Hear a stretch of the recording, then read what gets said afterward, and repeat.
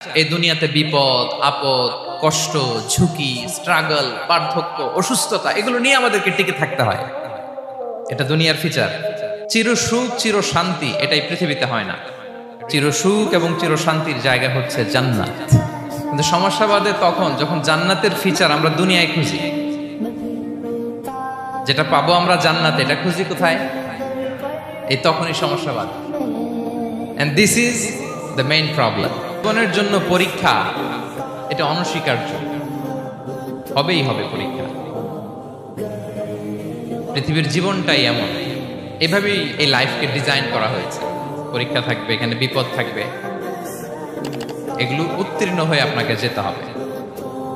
চির সুখ চির শান্তি এটাই পৃথিবীতে হয় না। চির সুখ এবং চির শান্তির জায়গা হচ্ছে জান্নাত। চির সুখ এবং চির শান্তি কোথায়?